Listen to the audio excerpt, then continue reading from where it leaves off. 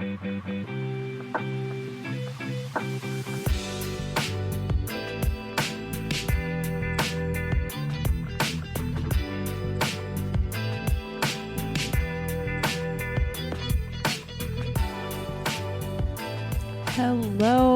my dear friends.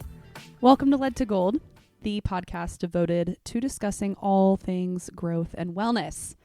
If this is your first time listening, I super duper want to welcome you in to this space. I'm so happy to have you. And if you have listened before, also super duper want to welcome you into this space. And I'm super happy to have you. And thank you so much for coming back. If you enjoy what we talk about, it would mean the absolute world to me if you would take a moment to rate the show wherever you're listening. If you would maybe share with a friend who you think might like it. And beyond that, I also have a blog. It's under the same name, Lead to Gold.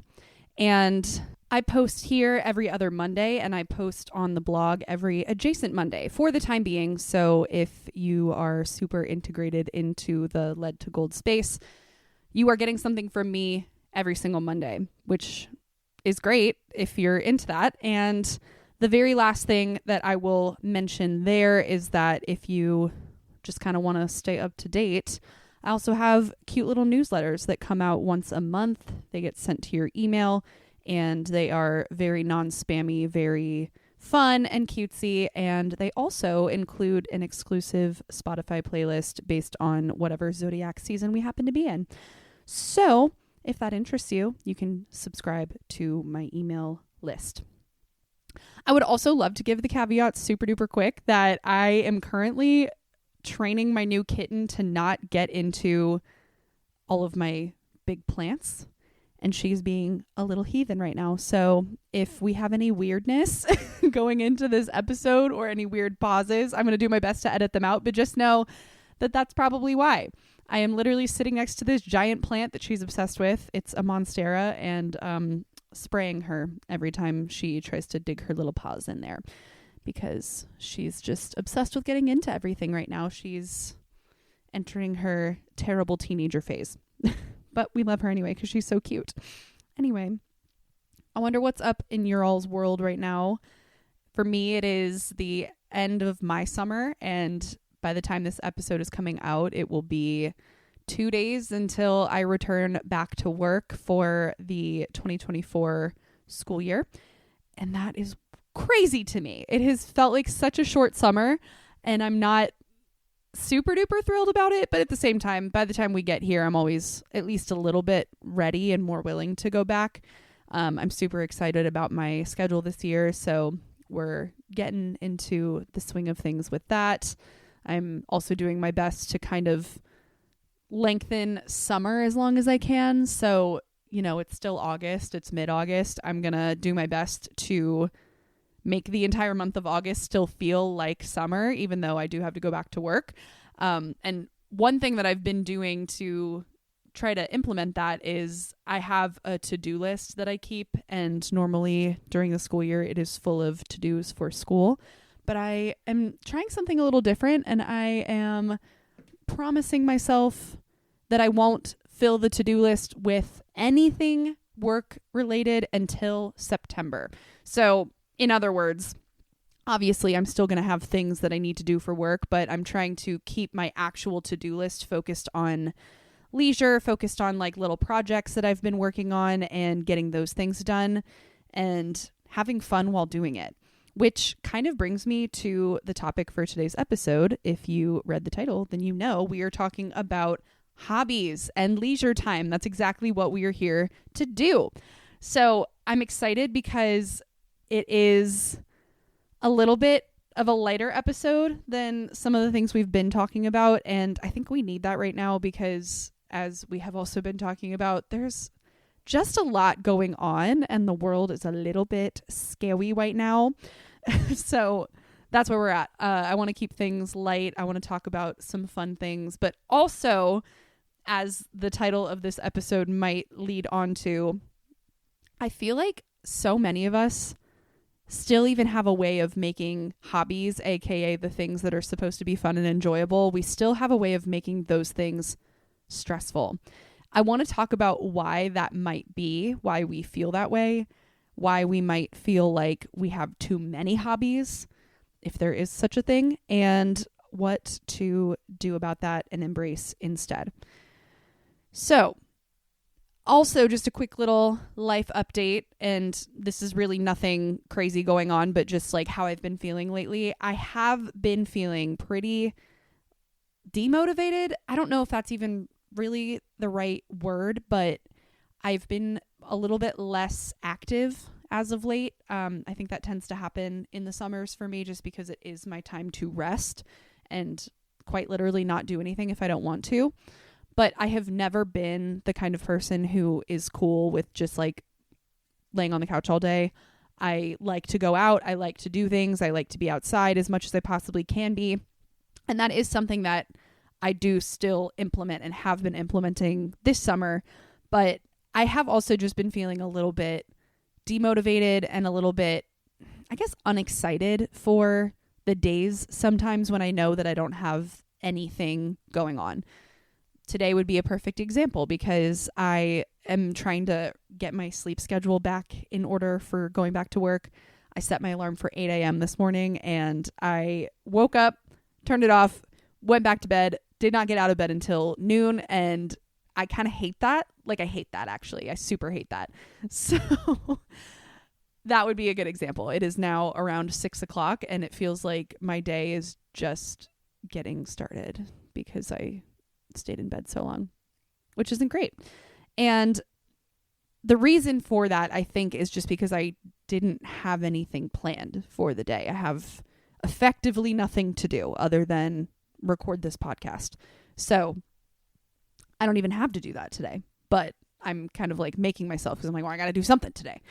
Anyway, something that comes along with that feeling is reanalyzing all that is actually going on in my life. And that does not mean work, of course, because I'm not working right now. But it means more along the lines of like, okay, but what do I actually like and want to fill my days with? This has been the passion project for me for 2+ years now. If you include the blog itself, it's been closer to 4 years now, which is so crazy to me. But I actually founded, fun fact, Led to Gold, off of the idea that wellness comes from the things that we love to do. Wellness is not what the wellness industry, quote unquote, has made it out to be. It is not products. It is not capitalistic ideals of like buying this or that supplement, buying this or that retreat or coaching or anything like that. Wellness is what brings us to our best sense of self. And that doesn't have to cost anything. I did a whole episode about this, so I won't get super into that today, but I did want to just bring in that the idea of having things in your life already, aka hobbies that bring you joy, is the most authentic sense of wellness that a person could possibly get. True wellness does not and cannot come from anything outside of your own capabilities. And what I mean by that is, again, that you don't necessarily need to buy a bunch of shit in order to feel better. A lot of times, the things that you already love and enjoy about life are enough to bring that sense of full, total well-being. That is a fundamental core principle of Led to Gold. That is something that I've always had in my mission statement. It is still there on the original about page on the blog. And I really do think that that's going to stick around as long as I do this thing, because I truly, truly believe that. Now, I say all of that, but I am also the kind of person who every once in a while gets into the conversation with my partner because he also feels the same way, and a lot of my friends who also feel the same way. Maybe you feel the same way too, and if so, this is the episode that we are going to discuss the thing where even though hobbies are good, we love them, we enjoy doing them, they are pure enjoyment. There still comes a time where it feels a little bit overwhelming, or it feels a little bit even disheartening because we don't have enough time for all of them. Now, there are a lot of different directions that we could take with this conversation. But what I really want to get into is, first off, why that is a good problem to have, why it is arguably like the best problem to have, and what to do about it, even if after all of the goodness that comes out of having quote unquote too many hobbies, what we could maybe do to pare back. So all of this is coming up in my own life right now. As I mentioned, I'm a little bit demotivated. I am trying to kind of sift through the things and the day-to-day routines and hobbies in my life that are bringing me joy and those that are not. And this is part of the process, just chatting about it. So for me personally, like I mentioned too, writing, blogging, podcasting, just like literally talking about things that I care about and socializing with friends, party planning, event planning, those have been some of the more like main overarching hobbies in my life as of late. And I almost feel like it's kind of a stretch to call some of those things hobbies. Like obviously having friends is not exactly a hobby, but you get my idea. The things that I enjoy filling up my time with that is not work. Those have been at the forefront as of late.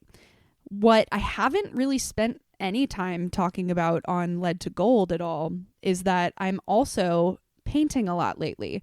I am trying to get involved with an Artist of the Month program at a local shop near me, and I'm really excited about the prospect of doing that because I have never ever in my life sold my art or even really highly publicized it other than putting it on my Instagram story, like on my personal page. But it is something that I love to do. It is something that I think I'm good at, and people have told me that I'm good at. So it's something that I am trying to put more time into as of late. I've been painting for years, but only in the past few months have I taken it seriously to a degree. So that's another hobby. For a couple years, if you have been friends with me or if you started off with Lead to Gold right when the blog kicked off in 2021, you probably also know that I was big into skating for a long time. In fact, several of my first blog posts were kind of about skating or at least like adjacent to that. If you've read the About Me page, I also play guitar. I was in a band for several years in high school. I was part of radio in college. So music is a big hobby for me. It still is in different ways. I don't play so much anymore, but you know, I could have a podcast all about music if I really wanted to, because I have a lot of opinions. So all of those things are hobbies. In addition to that, I've had a phase with photography. I love collecting like old vintage film cameras. I love film photography. I love pursuing it and taking film photos when I have a working camera. And the outdoors in and of itself, gardening, like, oh my God, there are so many hobbies, so many that I could get into. And along with that, maybe this is just me, I get really, really excited and in my head in a good way about the prospect of like doing something big with every hobby that currently motivates me and interests me. That might be why I'm trying to do a little bit more on the painting front as of late, because it's just the latest thing that is interesting to me. I have all these really grand ideas of outcomes that will come when I set my mind to something. So when I first started the podcast, I was like, oh my God, this is going to be great. I'm going to get in touch with all these amazing other podcasters and like people who are big on the internet, people who are already really established and inspiring to others. It's going to take off. I'm going to get thousands of reviews. I'm going to get all of these people wanting to do brand deals with me and like sponsorships and stuff. And then I'm going to have the next biggest podcast. Or like when I was in a band, when I was more on the side of making music, not just listening to music, but making music, I was like, oh, I'm going to do this kind of thing. And like, I had this whole concept for different albums that I was going to produce. And like, I had no production equipment. I had no experience ever doing anything like that, but I was like, I'm going to do it. I'm going to become like the next Clairo bedroom pop vibe. When I was big into skating, I was like, I'm going to be the biggest female skateboarder ever. Like I was so bad, you know, I couldn't even drop in, but I was like, I'm going to get really good at this thing and it's going to take off and I'm going to be like a female skate influencer on Instagram, and it's going to be incredible. So I don't know if other people feel that way, but that's usually where my inspiration stems from. It's like I get this, ooh, I'm going to do this thing. It's going to be great and huge and awesome, and everyone's going to love it. And now that I'm talking about it, maybe that's the Aries in me. Who's to say? But the downside is obviously none of those things have happened. And more on the point of today's conversation, once we decide to dedicate so much time to one particular thing, it can feel really overwhelming to try to devote any time to any of the other dozens of things. If this has ever been an internal or external dilemma in your life, if this has ever been a conversation that you've had with others, first off, I want to say welcome to your 20s. And second, I want to say let's dive in to all of the nuances about this because it's good. It's a good thing.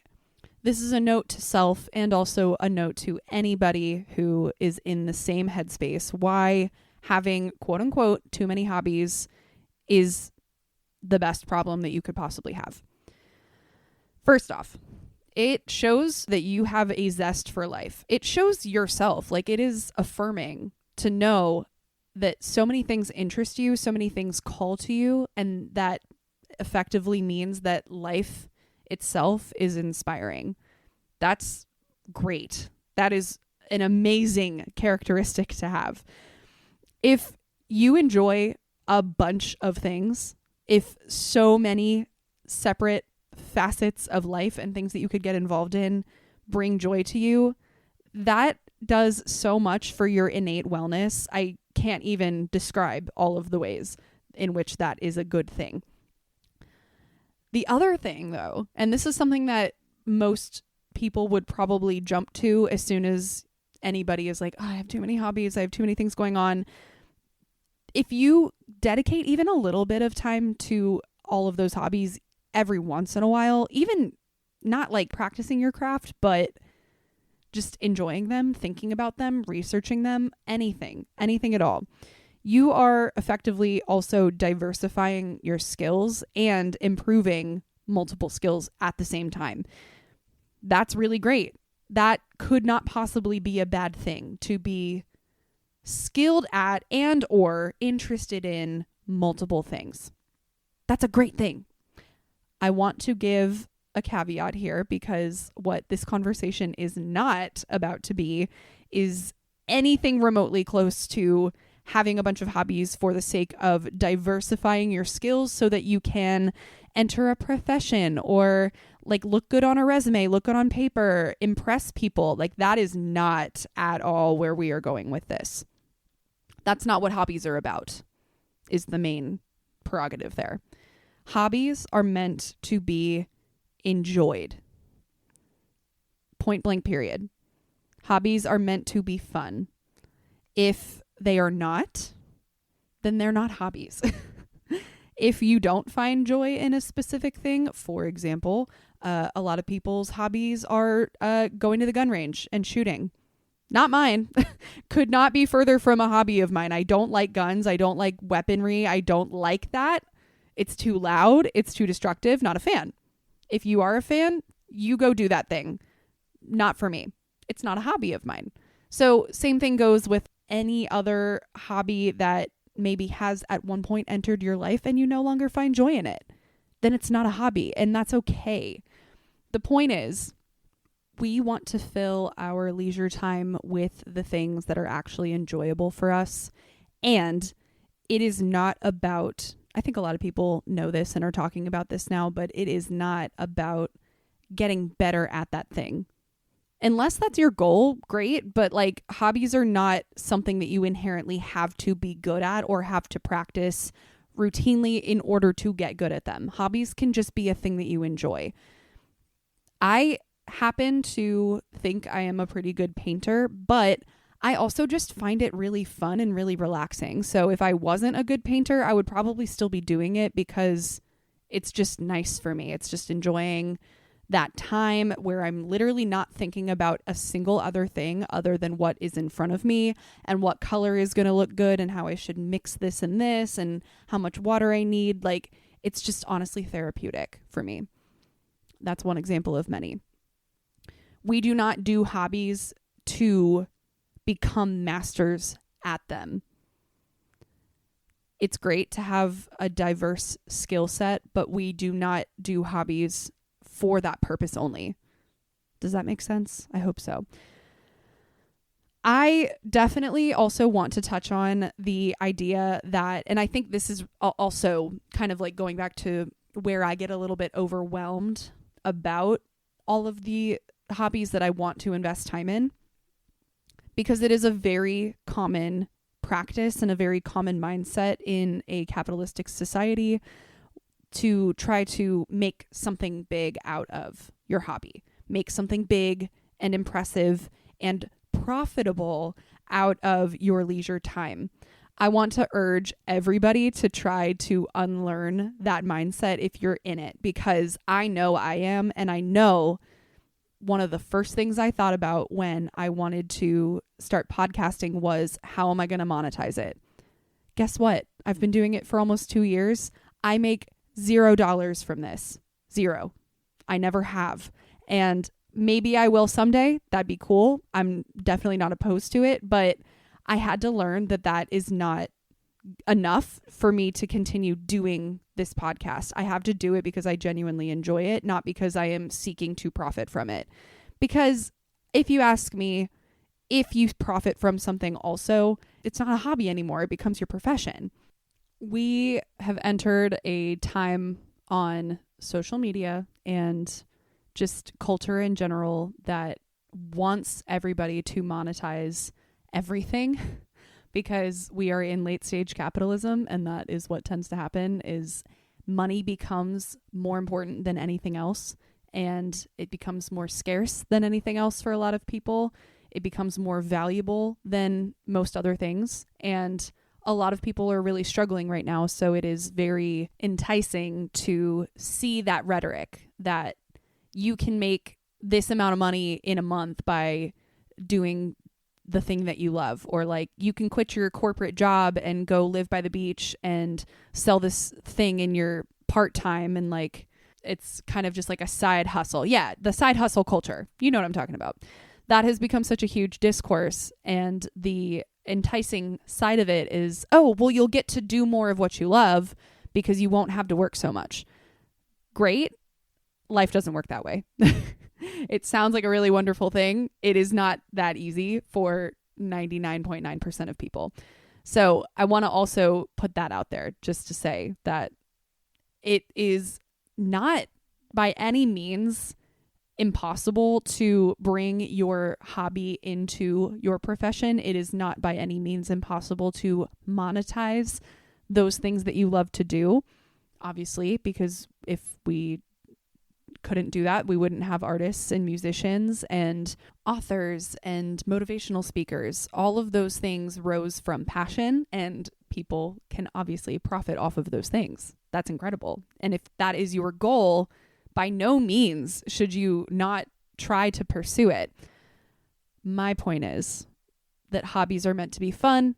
They are not meant to necessarily be profitable. And we have put ourselves in a position to think that everything we do must be a product. Everything that we create must be bought. And that is not true. You can create for the sake of creating. You can build for the sake of building. You can write for the sake of writing. You can do whatever the fuck you want for the sake of just doing that thing and enjoying doing it. Again, I think that's also been a discourse that's been out there for quite some time, so I won't harp on it too much because hopefully we know this. I just want to also stress how important it is to come from that mindset more often than we might currently be, because I'm also in that boat. So back to kind of what I was talking about a little bit earlier on the stretch of where Led to Gold even spawned itself from, where this whole podcast and blog even originated from, was because I wanted a space to literally just talk about what I enjoyed. And I think that's kind of the core idea of blogs anyway. But I fundamentally believe that hobbies are about well-being. Like, they are intrinsically tied to one another. If you are very fortified in your practice of doing whatever your hobbies are, if you are practiced in going back and forth between them, as in like you have multiple hobbies that you do attend to, that you practice, that you nurture, then your mental fortification also becomes a lot stronger. When life gets hard, you have comforts to fall back on in the form of things that you like to do.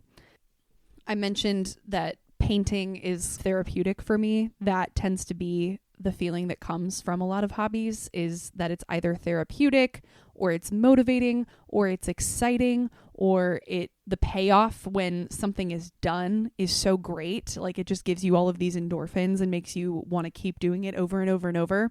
These are all good feelings that we want to create more of in our lives. And another thing that I just love so much about this topic is the aspect of creation, because not only are you most likely creating a thing, like a physical thing, like a painting or a book, or my boyfriend's really into coding. I don't really know what comes out of coding, but I know that it is like a product, a thing that works, a machine that produces something. It's cool, right? Not only are you creating that actual physical thing, but you are creating more enjoyment and more satisfaction in your body and in your life. And that's really cool to me too. Just the almost spiritual aspect of creating for creation's sake. I put out two episodes actually, not too long ago. They were called A Different Kind of Sex Talk, which might sound very different than what we're discussing right now. But the core of those episodes, was to discuss creative energy. And another reason why many of us need to have some sort of hobby, some sort of enjoyable thing to dedicate our time to, something creative, is because when we expel that energy, when we use our creative energy to make something meaningful or something that excites us, just like I just said, that is what kind of reciprocates those good feelings back into our own bodies. It's life force energy being put out into the world and coming back in to us. And I know that that sounds a little bit esoteric, but it really is serving multiple purposes, creating for the sake of creation. It's just a good, productive thing to do with our time and our energy. And we discussed that in the sex talk episode, because all of that energy comes from, if you are into chakras, the sacral chakra. That includes creativity, that includes sex, that includes the entire idea of creation. You are spawning something. You are making something out of effectively nothing, which is really cool. Anyway, doing more of it, practicing it as much as you can, it fortifies your ability to hold on to those good emotions, so that when you are a little less motivated or you're feeling a little bit down, you have that thing to fall back on. You know that you are skilled and talented and or having fun in some aspect of your life, and that is valuable. Something that my partner and I discuss a lot, and I think he feels very strongly about this based off of some people that he's worked with in the past, is he gets so worried about older people who don't have a lot of hobbies. And we've both theorized that a lot of people, aside from the fact that you have to retire later because late stage capitalism, another reason why a lot of people may hold on to their jobs or even go back to work after they've retired, which I've seen a lot in teaching, is because they don't have very many hobbies. They don't have anything outside of work that brings them life force energy. And that's genuinely bad for your health. I am no scientist. I am no doctor, so I don't have numbers, but it seems so often that a lot of times when people retire and then just stop working, their health declines rapidly because they don't do anything. And I might be generalizing a little bit. I don't want to get too much into that because I don't have any like backing to say that, but it's just something that we've both seen a lot in our lives, and we both hope that that is not our case when we get much older and when we're nearing retirement. We both always stress how important it is that we hold on to our hobbies and that we practice multiple things, because that's what keeps life interesting, and that's what keeps us physically, mentally on our toes. Because if you don't have that, especially once you get to the age of retirement where your body is not as strong as it used to be, or you can't be as active as you once were, what do you do with your time? So that's important. Hobbies are well-being. They are intrinsically tied. Now, another topic, another little wellness topic, I suppose, that we can intersect into this conversation. And this is something that I take largely from teachers that I have had in the past and people who I enjoy like listening to their mindset around this. It's getting a little bit into some of that like feminine and masculine topic, is increasing your range. When you have a lot of hobbies, when you practice a lot of hobbies, and especially, most importantly, when you are passionate about a lot of things, that increases your range. What I mean by that is your ability to express and also just meet different kinds of people in different ways expands so greatly. Your understanding of different aspects of the world expands so greatly. This is a feminine quality. So if you are unfamiliar with like feminine and masculine energetics, I will break it down super duper quick, but there are a lot of better resources out there about it than what I'm about to give you, just for the sake of this conversation.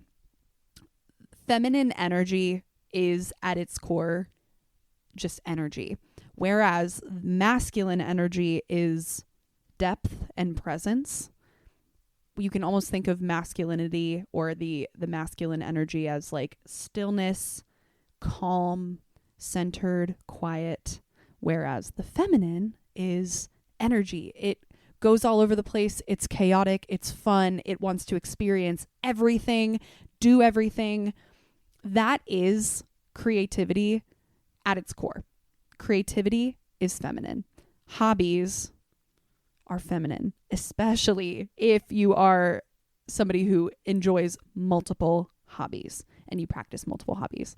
So all of that to say, when we fortify this part of our life, when we embrace the chaos of having, quote unquote, too many hobbies or too many things that we enjoy, too many things that we want to try to devote time to, yes, it can be overwhelming, but that is the most pure feminine essence that a person could possibly have. And that's a good thing for anybody. This is not exclusive to women. I also want to mention everybody has feminine and masculine qualities within them. So if you are a guy listening to this, this also applies to you. It's a really good thing. It's expanding your capabilities. And I'm not talking about skills. I'm talking about expression. If you are a writer and also a painter, that is two modalities in which you can express your internal world or like truly whatever you want. If you are a skater and a coder, again, two modalities that you can use to express energy. And that is a good feeling. It's just like putting your love and devotion into this thing. And then, if you want, sharing it with others, sharing it with the world, putting it out there. And I don't necessarily mean monetizing, but just sharing for the sake of sharing and bringing community together, which is the last little thing that I want to get into just in terms of why this is a good problem to have too many hobbies. When you expand your range, when you are also willing to share your hobbies, that also inherently expands your reach on other people. It makes the social aspect of your life more fruitful, especially, again, if you are somebody who is willing to kind of put your creativity out there into the world. So I say that just to also say this ties in really nicely with our conversations in the past around building social connections, building community. If you have a skill or a hobby or a passion that you are able to go out and not only meet other people who do that thing, but just other people who enjoy receiving that thing, that opens the door for so many incredible social opportunities, conversations, and just like good times, you know? So I'm getting a little bit esoteric with this, but I just am trying to think of all the possible ways in which we can take that so-called problem of, oh God, there's so many things that I want to do and I just don't have the time. I just don't have the time. I'm also there, right? I like once a month at least, probably more like once a week, but at least once a month, I stare at my guitars on the wall and I'm like, God, I really should get back into playing those. I really should get back into like learning music theory because I was so on the cusp of like being pretty good with that. And then I stopped playing guitar effectively. So often do I want to get back into that. And I haven't yet, but that's okay. You know why? Because I am 27 years old. I still have so much time. I still have so much time to pick back up my guitars when, let's say, maybe in the near future, painting just isn't inspiring to me. Or I've mentioned how the podcast is going to end for the season at episode 50. Maybe in the downtime that I have when I'm not doing this, I'll want to devote a little bit more time to that. It's a good problem to have. It's a really, really good problem to have because you can fall back on those things. And when you take yourself out of the mindset of needing to profit off of any particular hobbies or passions that you have, then the urge to like stick with them goes away. You can just pick them back up when you want to. So this is all fine and good. These are all great considerations to keep in mind when we bump into that sort of anxiety around having too many hobbies, not being able to give enough time to each of them, wanting to get back into other things, whatever. You know what I'm talking about. This is all well and good, but it does not erase the fact that that feeling is still going to come up. So I want to also kind of just end this conversation with a few considerations for how to navigate that feeling. And the purpose of all of this in general is at the end of the day to take away a little bit of unneeded stress in our lives. This might seem like a little bit of a frivolous issue, especially in comparison to other topics that we've talked about on the podcast before, but it is something that I think all of us come up against at some point. And I want to, at the very least, remove any unneeded anxiety or pressure that we are putting on ourselves for this, like I've been saying, very, very good problem. So even after all of that, yeah, we still get overwhelmed. We still want to keep the leisure part of our life focused on whatever calls to us. I think that's the simplest way to think about it. And I think hopefully a lot of us already do, and we know that, but how do we actually practice that? First off, again, as I've said, we want to try to detach from the expectation that like we do hobbies to get good at them or to even monetize or profit off of them. We want to get away from that because if we are only doing something for the sake of getting better at it or for the sake of doing something with it, then it becomes, in a lot of cases, a lot less fun and a lot less motivating. Part of the whole painting process for me, even though I am looking into starting to sell some of my art, I've noticed and I have come up against the idea and the sort of anxiety around, well, if I start doing this for money, is it going to be less motivating? If I start pressuring myself to get a certain number of paintings done before this deadline so that I can put them into a show and then sell them, is that going to motivate me less to do it? So far, no, But one thing that I have always, always, always promised myself and other people is that I will never, ever be a commission artist, ever. Because if I am only doing it because I'm expecting to profit from it, then I'm not going to intrinsically want to do it just because I need to create something. And that is not where I want my hobbies and my leisure time to go. I want to do these things and create these things, again, for the sake of creation. So focus on what calls to you. Focus on whatever that thing is that is piquing your interest at the time. It's not selfish. It's not undisciplined to do that. It is actually life-giving to do that, because whatever inspires you, whatever the muses are like, hey, go explore this thing, that is pure creative energy, and that is sacred. It's wonderful. In fact, we've even talked about how creative energy is sacred, but I won't get into all of that right now. Go listen to those episodes if you're interested. They're linked in the show notes. Anyway, something that might be a little bit more challenging along these lines is trying to discern the calling from the muses. And I say that just to mean like the calling from inspiration. What is genuinely calling to you, and separate that from what other people have validated for you, what other people have said that you are good at. It can definitely be very motivating and very good to hear from others that they enjoy your work, they enjoy the things that you have created, but that is not necessarily what calls to you. If it is, great. If it's not, then take that, receive that, appreciate that, and say thank you, but don't make that your sole purpose for doing whatever the hobby may be. A quick example is my mom absolutely gushes over my paintings, and that does make me feel really good. That is a big reason why I feel confident enough to try to sell them. But on the other hand, she finds my blog annoying sometimes. We just had that conversation. Actually, it wasn't really a conversation, but that's a rant for another time. She said that she thought my blog was annoying. And am I going to stop blogging because of that? Fuck no. I am very passionate about my writing. It's the core of my work as of right now. That is not my professional work. And I'm going to keep doing it because I am called to do it.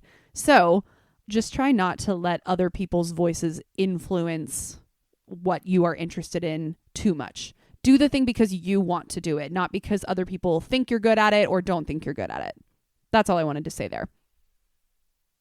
When you are finding yourself getting overwhelmed, there are a couple key and just really direct things that we can focus on to try to pare back and navigate what it is we actually are interested in and what is calling to us at the time.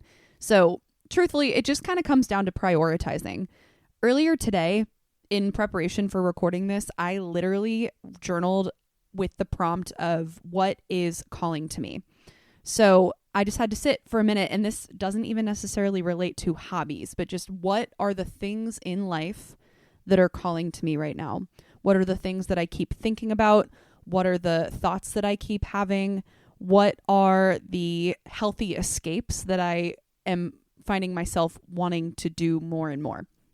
So identify any hobbies or any activities that bring you the most joy or fulfillment or ease, and focus on those for right now. You don't have to give up on other hobbies, but just know, as we have said over and over, that those hobbies will be there when you want to get back to them. There is no pressure to try to do all of it all at the same time. You're not going to forget how to play guitar. You're not going to forget how to paint. Just focus on what is bringing you a little extra oomph lately. Another thing that you can do, and this is a very, very practical, very masculine thing, is to structure out specific times. This is another thing that I'm starting to implement even in my journaling today. I was like, I want to make some of this stuff non-negotiable, which means I have to dedicate specific times in my week to do those things. And that might seem a little bit counterintuitive because when we are talking about hobbies and leisure time, it's supposed to just be like your free time. So why would you schedule it? Well, if you think about it, they actually go together really, really well.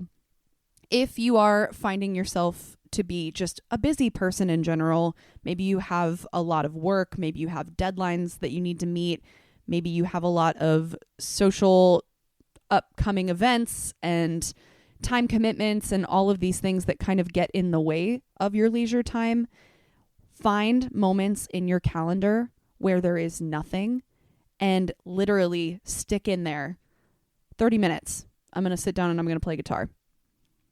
30 minutes, I'm going to sit down and I'm going to code. 30 minutes, I'm going to go to the skate park, whatever it is. Create a schedule of some kind that dedicates actual specific time for leisure. And then in that way, it's not really any different from having free time. It's like you're just literally putting it in a calendar, in a physical place where you're going to see it. That's the time where I get to do the fun thing that I want to do. And you know what else? You don't have to schedule it for a specific thing. Like, let's say a week from now, you're going to schedule that 30 minutes to code. What if you get to that 30 minutes and you don't feel like coding? Well, guess what? You're a free human being. You can do whatever the fuck you want with that time because it is your time. But just make sure that you're using it for something that you want to do. Don't just get up to that moment and then be like, I'm going to take a nap. Like use it for leisure because that's what you blocked it out for. Another thing, you could try to find ways to combine hobbies.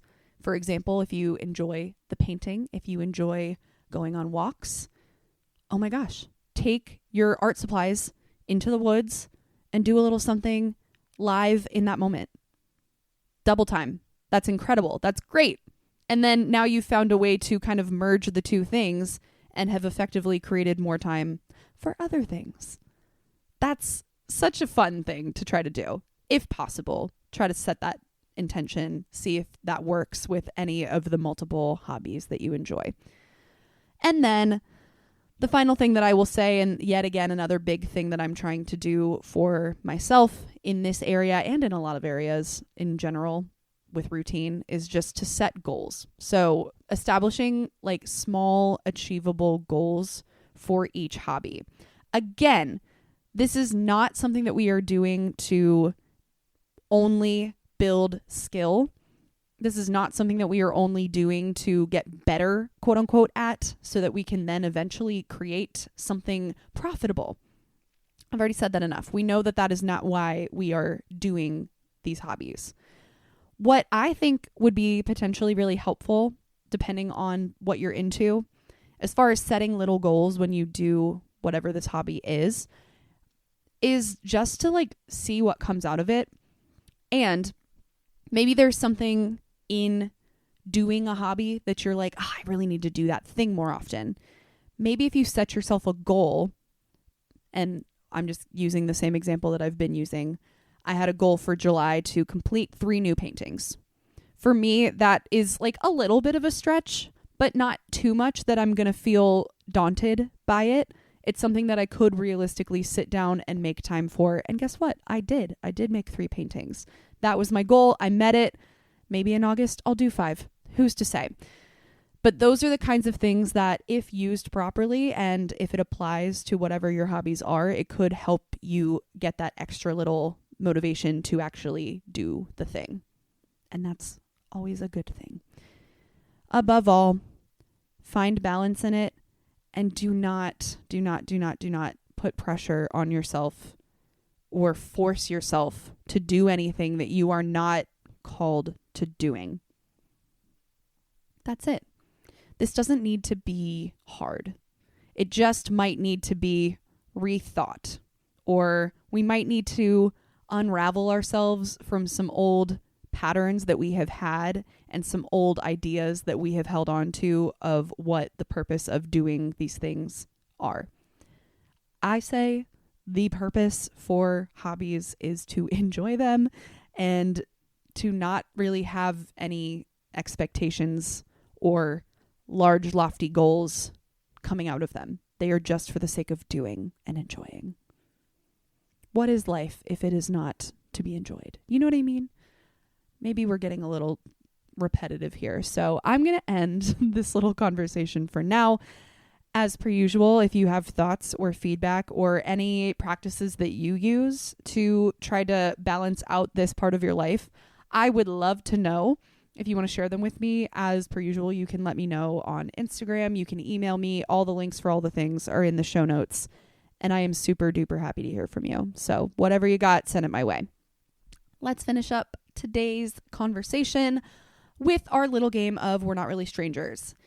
By the way, if you are listening on Spotify, there's that really cool feature where you can actually respond to the question on Spotify, like under the description for this podcast episode. So if it's there, if you feel the need, if you want to share, that is an option as well. And if not, I always like to use this as kind of like a journaling opportunity. So if you want to pause this really quick and go grab your journal or a piece of paper or whatever, feel free. We can talk about this together and we'll just get right into whatever question we have for today. All right. It's a wild card, so there's a little bit of an extra instruction to this, but we'll go ahead and address the question and then I will tell you what to do with it. But extra important for this one, if you want to play along, to actually literally write it down somewhere. So here we go. What would feel best to let go of today? What would feel best to let go of today? Now that I'm here, this is actually kind of tough. So in my morning pages, in my journaling for this morning, I was writing a lot about anger and just some more like personal things that have been coming up for me that have been manifesting that energy. And there's a lot to be angry about right now on a more collective scale also. That's been something that's been just kind of like clinging to my system for the past, honestly, couple months. And it would feel really great to be able to release that. I don't really know how, but something that I could do and something that you could do with whatever your response is on the card, write it out and rip it up. That's exactly what it says to do. Write it out, rip it up. So I think that could be a starting point. If you're somebody who likes to get into the little rituals and things, you could even take that one step further and rip it up and then put it into a fire or something that like physically shows that we are going to release this thing. Beyond that, I guess it's a little bit easier said than done, but whatever that thing is for you, find a way to actually physically like send it out of your body. Maybe we meditate. Maybe we do all of the above. I don't know. I will maybe perhaps update us on how I decide to do this, but we'll see. Anyway, thank you guys so much for listening to today's episode. I feel like it may have been a little bit all over the place and a little bit rambly, but which episodes of mine are not, in all honesty? I just appreciate you being here. And again, if you have any feedback or comments or suggestions, please send them my way. I am happy to receive them. And I will see you here in another 2 weeks or in a week if you also follow along with the blog. Either way, I'm really, really excited, you guys, because next episode 45, is going to have a guest that I have been waiting so freaking long to talk to, and I could not be more excited to release that episode out. So stay tuned, and I'll see you here pretty soon. All right. Have a great rest of your day. I love you so much, and bye-bye.